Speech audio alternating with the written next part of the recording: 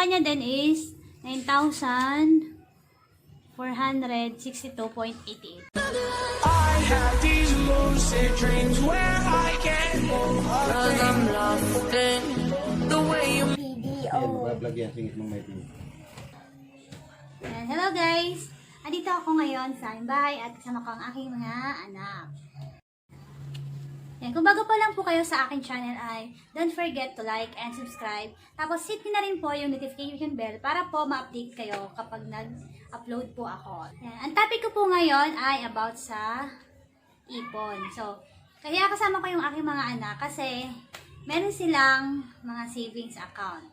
So, ipon tips ang ating topic for today. Habang bata pa yung mga anak ko ay tinuturuan ko na sila mag-ipon. So, binuksan ko tong savings account nila ayan, kailan ko nga ba ito inopen? Inopen ko siya nung February 27, 2018. So, ayan, medyo may laman na din siya. Mamaya, pag-usapan natin. Yan, tinuruan ko na sila mag-ipon kasi habang bata pa sila, gusto ko matuto na sila sa pag-handle ng pera. Saka, ito kasi isa ko na to, ay lagi siya nasa computer. Tapos, yung mga barya-barya, kinukuha niya. Tapos, kinukomputer niya dun sa PisoNet. Tapos, naisipan ko na bigyan na lang sila na akal siya para pag may bariyang sukli sila o kaya tira sa baon, ayun, iipon na lang nila. Kaya yan, nagkaroon sila ng piggy bank. Tapos, after nun, ako rin, meron din akong alkansya. Ito yung sa akin. Yung dalawa na yan. Tapos, pag puno na, pinapasok ko na sa mga passbook o savings account nila. Kasi may bukod din sila na savings account. Yung mga nare-receive nilang pera, tulad ng ng bigay sa binyag, bigay sa birthday o kaya pamasko. Ayun, iniipon ko yun dati pero hindi ko siya nilalagay sa account nila kasi wala pa sila noon. Pero nakatago ko lang yon. Kaya nung nag-open ako nito, yun, nilagay ko yung mga nakuha nila dati na nakatabi ko pa. Tapos, ayun nga, pag may mga, tulad ng nakaraang December, meron silang perang mga nalikom. Ayun, ilalagay ko yun dito. Pero hindi ko pa siya nilalagay nito kasi hindi pa ako nakakapunta sa bangko ng mga nakaraan. Paano nga ba makapag-ipon? So, para sa mga kids kasi, kailangan nga natin silang turuan na pag-ipon. Answer muna tayo kasi may mga nagtatanong sa akin dati.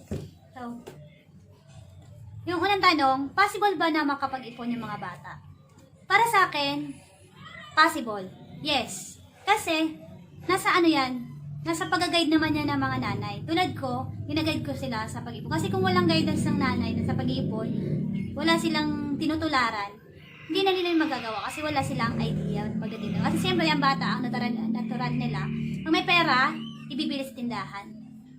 Tapos, siyempre, kung hindi man ibili, pag nalaro sa computer shop, o kung anong gagawin nila sa pera na.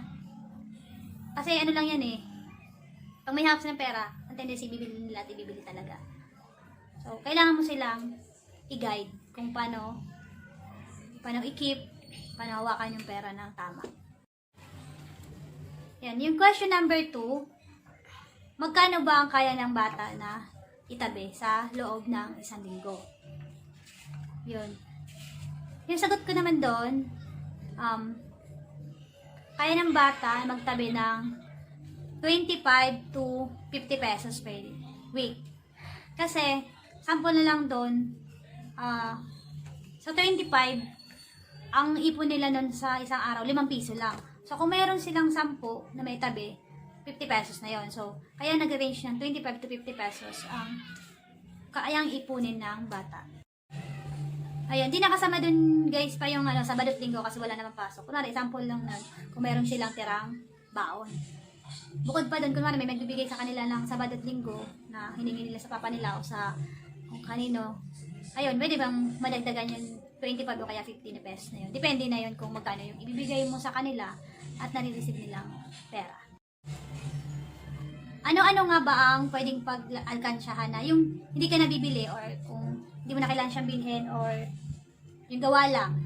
Sagot dun ko guys ay pwede kang gumamit ng yung mga bata, yung malaking Wilkins, tapos yung mga container o yung mga pulbok, container na hindi na ginagamit, yung container na kung saan man na, ano, yung sa lotion na nahugasan na, ayun.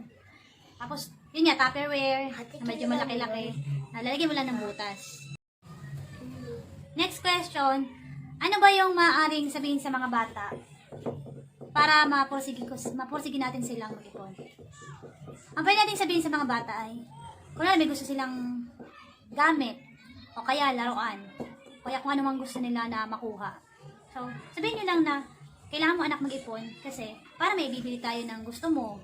Kaya makakapaglaro kayo sa Enchanted Kingdom, gusto nila. So, ayun, sabihin mo sa kanila para gaganahan silang mag-ipon. Tapos, syempre, pag nakaipon na sila, syempre, yung part nung, syempre, may kailangan bibigyan mo sila ng price. Kasi pag hindi naman, syempre, yun, nakaipon na sila, tapos di mo tinupad, hindi na sila mag-iipon kasi sasabihin naman nila, ay, sinungaling si mama, hindi naman pala tinutupad yung sabi namin. So, ganun. Kailangan, meron din silang price doon sa kapag na tagumpay sila sa pinapagawa mo. Next question, anong edad o ilang taon dapat nagsisimula na mag-ipon yung mga bata?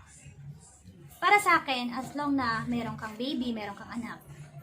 Sabi ko nga kanina, yung inipon ko sa kanila, yung laman ng account nila ay, yung iba na-receive pa nila yon, yung pagbinyag nila, tapos yung birthday nila, yung mga ganon. So, para sa akin, ang sagot doon, after nilang panganak, ganon, pwede ka na mag-ipon para sa kanila. Kasi, yung minsan yung bagong panganak nga, binibigyan na ng 20 o 50 pesos na mga dumadalaw kasi pampaswerte nga daw yun.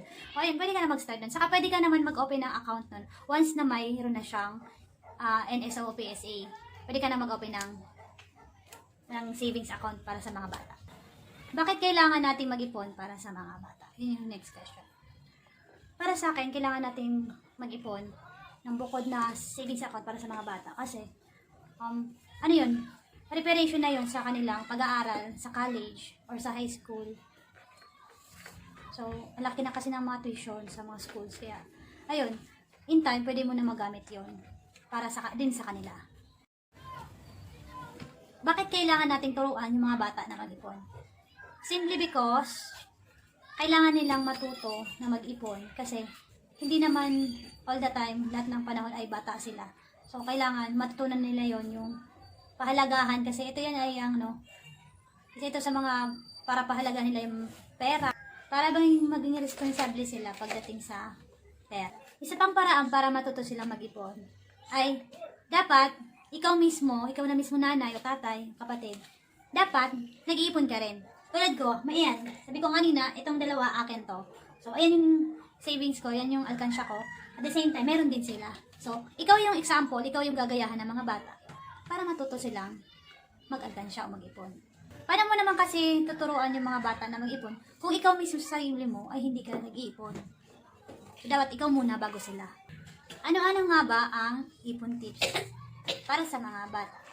So, unang-una guys, ang ipon tips ko ay bago mo sila bilhan o bigyan ng alkansya, ay i-mindset muna sila pagdating sa pag-ipon. Ayun, ang pangalawa, pag na-mindset mo na sila, kailangan bigyan mo na sila ng alkansya ng mga gamit nila sa pag-ipon. Dapat yung transparent muna, dapat hindi muna savings account. Kasi yung mga batang ganito, hindi nila alam o wala pa naman silang idea pagdating sa mga ganitong bagay o usapin. Ang pangatlo guys, ayan, i-open mo na sila ng kanilang savings account sa kanila mismo para yung naipon nila, after pag napuno na yung mga ganitong alkansya, ay i-transfer mo na sa ganito, sa savings account.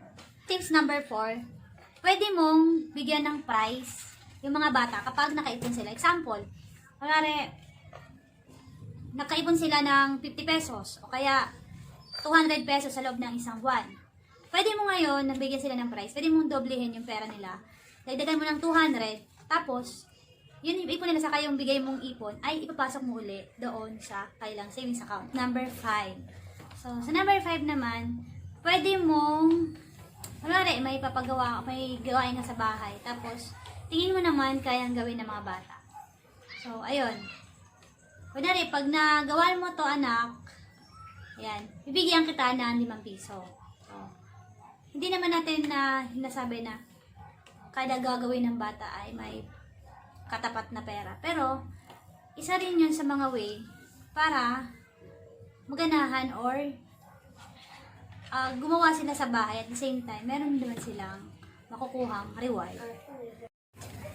Ipon tips number 6. Ayun, sa number 6 naman, kung may nare-receive silang pera, tulad yan nga, sabi ko, sa Pasko o kaya sa mga anumang okasyon, ay pwede nilang i-alkansya, pwede mo iligay mismo. Kung sa'yo binigay nung kumari mo o nung kamag-anak mo yung pera, iligay mo lang muna sa alkansya nila, tapos saka mo na lang ilipat sa kanila mga savings account. Ipon tips number 7. Kunwari, mayroong event sa school at gusto mo silang sumali. So, ayun, pwede mong gawin yon at sabihin sa kanila na, sige anak, sumali ka dyan sa ganito. Tapos, pag sumali ka, ay bigyan kita ng additional na pandagdag mo sa alkansya. Example nun, kunwari sa mga UN, sa mall, kasali sila. Kasi may mga tulad sa mall, may mga reward naman yun eh. May mga prizes. Kunwari, maka first prize, second prize, third prize. Ayun, third runner up. First runner up, second runner up. Meron yung nakakatumbas na pera or premyo galing sa SM. So, pwede mong lahat ng pera nila na makuha doon ay pwede mong idagdag sa kanilang ipon. Pwede rin, kunwari, hindi sila manalo, hindi sila panarin. Pwede na naman, nabigyan mo lang sila ng konting halaga na panglagay pa rin nila sa kanilang ipon. Okay. Kailangan sa pag-iipon, syempre, turuan mo sila na huwag bili ng bili. Kasi, ayun yung number 1 na dahilan kung bakit hindi nakakaipon yung mga bata. Kasi once nabili sila ng bili, edi wala silang maitatabi. Simple. Yan. Tips number 9, dapat hindi sila mahilig sa mga or ma-addict sa mga online games o kaya sa mga computer shop. Kasi ayun yung isang pinagkakagastusan ng mga bata.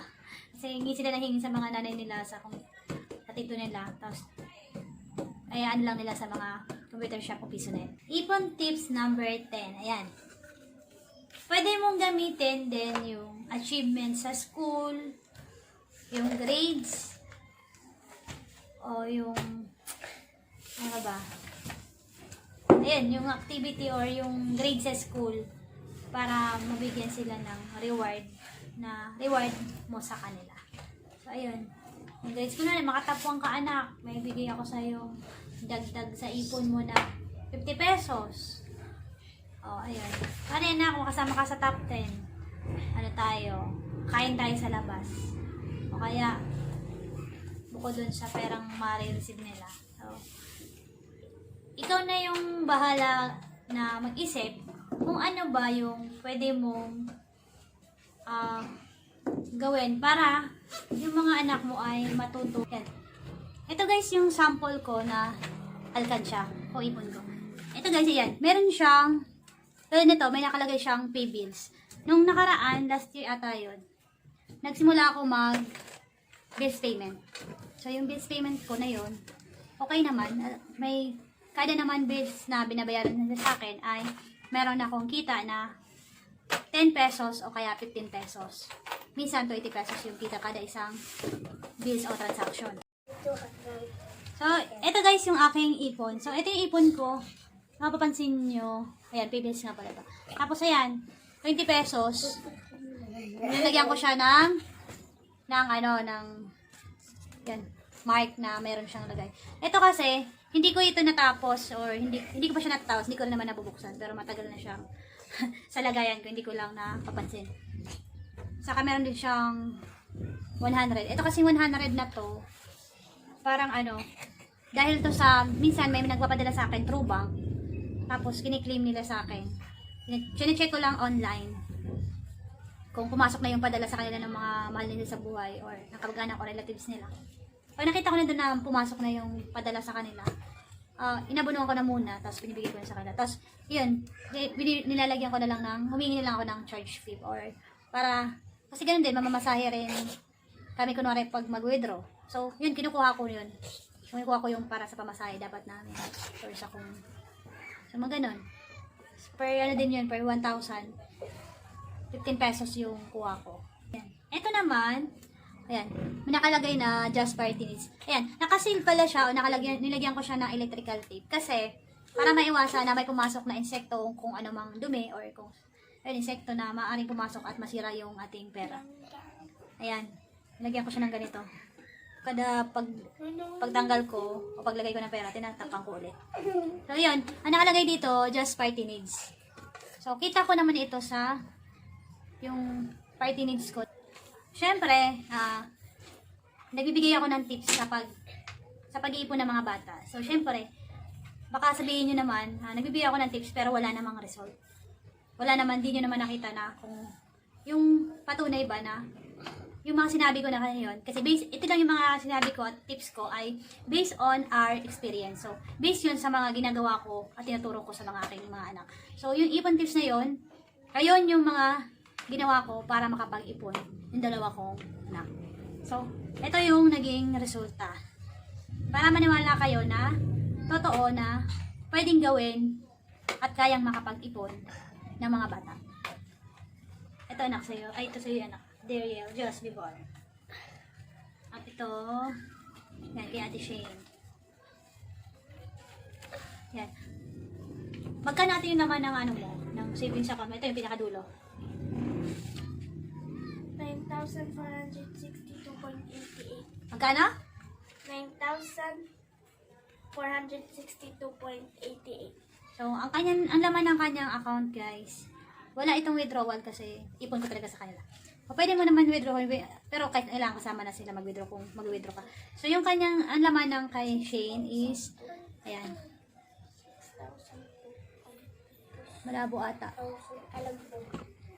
So, ayan. Ay, peso nakalagay. Yung labo, hindi makita gaano. Ayan, Akin na 9,462.88 yung laman ng kanyang account. Kay Jazz, 6. hindi ano ka, ito pa sa dulo pa. Ito ito ka lang tumingin sa dulo, sa may gilid.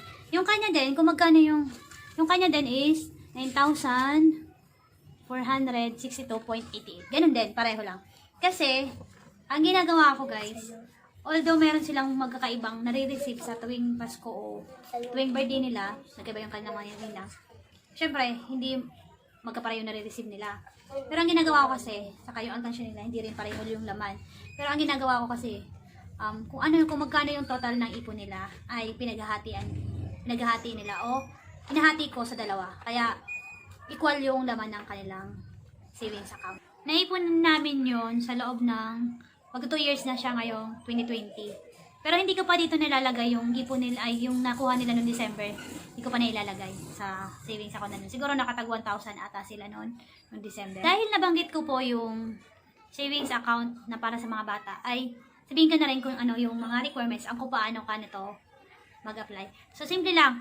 Para magkaroon kayo ng, ma-open nyo ng inyong mga account ng junior savings account kay BDO, kailangan yung mag-provide ng PSA o NSO yung para sa mga bata. Tapos, kung meron ka na nun, kung nag-aaral na sila, magdala ka lang ng kanilang school ID. Tapos, isama nyo yung bata sa pag-open ng account. Kasi sila na mismo yung magpipirma doon. Ang opening account kay Junior Savers sa BDO ay nagkakahalaga lang po ng 100 pesos. So, meron 100 pesos ka, may PSA ka, school ID, at kasama mo yung bata, ay makakapag-open ka ng kanilang savings account. So, napakadali lang po.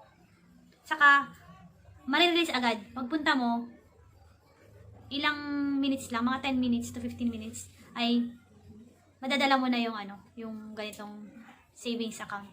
Hindi mo na kailangang balikan pa. Automatic, madadala mo na siya pa uwi. So, yun lang po. Maraming salamat. Again, don't forget to like and subscribe for more videos and tips po na gagawin ko.